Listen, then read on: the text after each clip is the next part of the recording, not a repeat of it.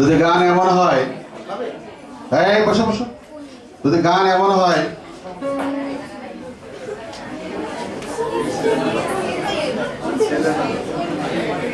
গানটা যদি এমন হয় তাহলে কেমন হয়?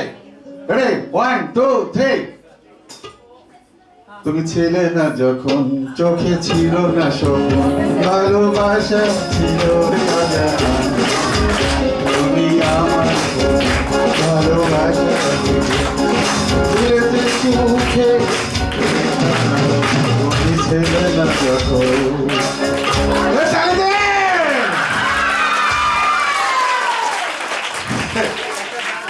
এক ভদ্র মহিলা ঢুকলো তো, পরিচিত মনে হলো, তাকে দিয়ে গানটা গাইলাম। এবার আসবে আমাদের মাঝে, এবার আরেকজন আসবে। বলছিলাম 7 ভাই 1 বোন, 7 ভাই চম্পা না, 7 ভাই 1 বোন। এবার আসবে মোহাম্মদ হোসাইন খান, মোহাম্মদ হোসাইন খান আসবে, মোহাম্মদ হোসাইন খান দাদা।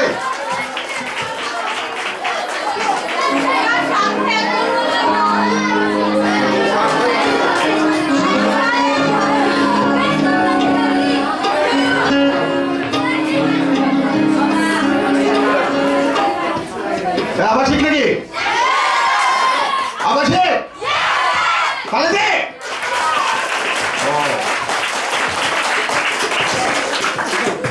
গান ভালো না হলে সমস্যা নেই, তার সাপোর্টার আছে।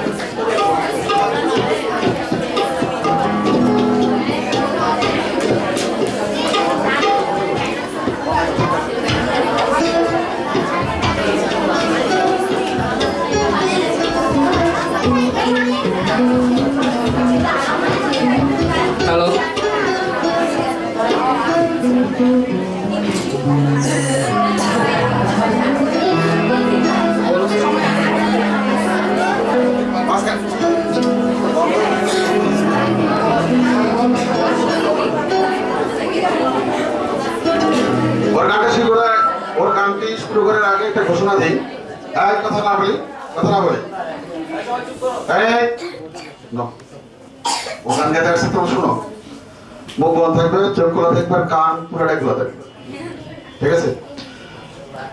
আমরা অনেককে দাওয়াত দিতে পারতাম, কিন্তু আমাদের ছোট্ট এই পরিসরে সবাইকে দাওয়াত দিয়ে আসলে এখানে জায়গা সংকলন না হওয়ার কারণে, আর আমার আবাসিকের ছেলেমেয়েরা তো আমার এখানে অনুষ্ঠান হচ্ছে, ওরা আসতে পারছে না, এটা আসলে হয় না, এই জন্য আমাদের সবাইকে ডাকা হয়েছে। যারা শুক্রবার পরীক্ষা দিয়ে বাসায় চলে গেছে তারা গেছে, যারা আছে তাদের সবাই আসছে। এই কারণে সবাইকে আমরা আসতে বলিনি, শুধুমাত্র যারা প্রতিযোগী তাদের একজনকে ডেকেছি। এর মাঝে আমাদের মাঝে একজন বিশেষ বা বিশিষ্ট ব্যক্তি বা ব্যক্তিত্ব বা আমার একজন প্রিয় মানুষ আমাদের মাঝে এসেছে।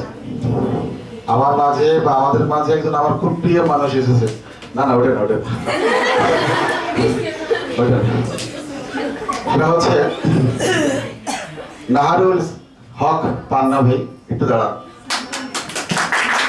নাহারুল হক পান্না ভাই হচ্ছে একজন অনেক উঁচু মানের একজন শিক্ষক, যিনি আমার পথ প্রদর্শক, যিনি আমাকে এই মিরপুর ক্যাডেট কোচিং প্রতিষ্ঠা লগ্নে আমার পাশে ছিলেন, আমাকে আন্তরিকভাবে দোয়া সহযোগিতা করেছেন।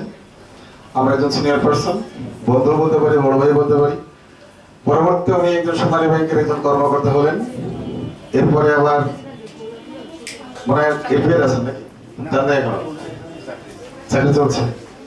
ওদের রাজশাহীতে আছেন স্থায়ীভাবে এখন। রাজশাহী একটি শিক্ষা নগরী। এই কি হচ্ছে মানে রাজশাহীতে মিরপুর ক্যাডেট কোচিং মোট শাখা হচ্ছে 30টি। তো 30তম বা 31তম শাখা হিসেবে রাজশাহীতে আগামী 2026 শিক্ষাবর্ষ বা 26 শিক্ষাবর্ষে রাজশাহী শাখা উদ্বোধন হবে। আর সেই রাজশাহী শাখাটি এই নাহারুল হক পান্না ভাইয়ের হাত ধরে হবে। উনি রাজশাহী শাখা পরিচালনা করবেন। সেই সাথে এসেছেন আমাদের ঠাকুরগাঁও একটা জেলা, সেই জেলা থেকে এক স্যার এসেছেন, যিনি ঠাকুরগাঁও শাখায়। স্যার সামনে আসেন, সামনে জায়গা আছে না, জায়গা দেওয়া যাবে?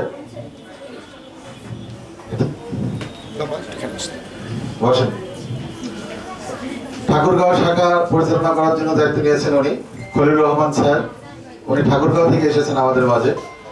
তো আজকে এই অনুষ্ঠানে ওনাকে স্বাগত জানাচ্ছি।